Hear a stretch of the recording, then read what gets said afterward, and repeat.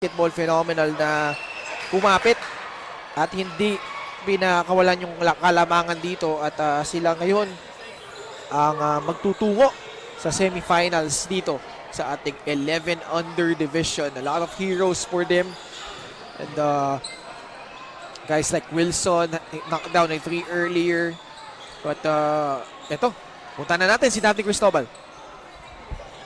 Again, Yuan, congratulations para sa panalong to. Anong masasabi mo na syempre kahit na naging dikitan yung laro, pero kayo ang makakapag-semifinals para sa ating 11 under?